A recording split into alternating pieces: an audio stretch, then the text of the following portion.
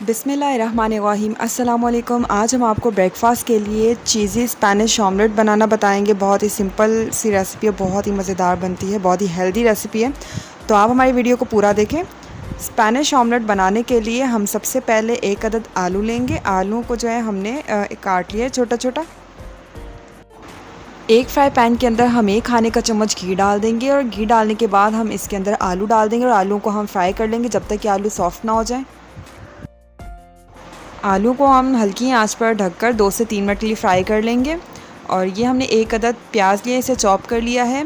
2-3 minute के बाद हमने ये सारी प्याज भी इसके अंदर डाल दी है और इसे भी हम सॉफ्ट कर लेंगे आलू के साथ।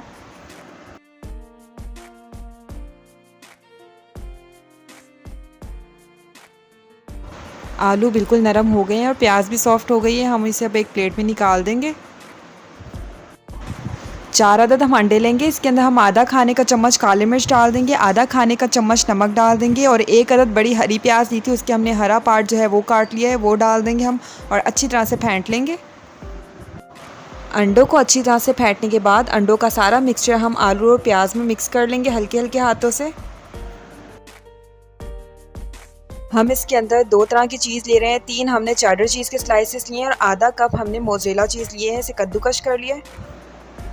आप चाहें तो खाली मोज़रेला चीज़ ले लें या चाहें तो चेडर चीज़ ले लें या कोई और चीज़ भी आप यूज़ कर सकते हैं।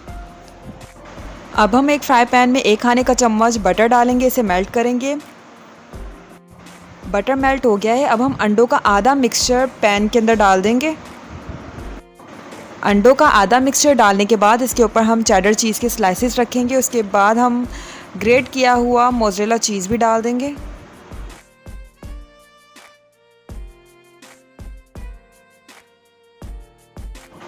दोनों चीज़ हमने डाल दी है। अब हम इसके ऊपर अंडों का बकिया जो बैटर है वो भी डाल देंगे और हल्की आंच पर ढककर इतना पकाएंगे जब तक कि अंडे बिल्कुल डन ना हो जाए, चीज़ मेल्ट ना हो जाए।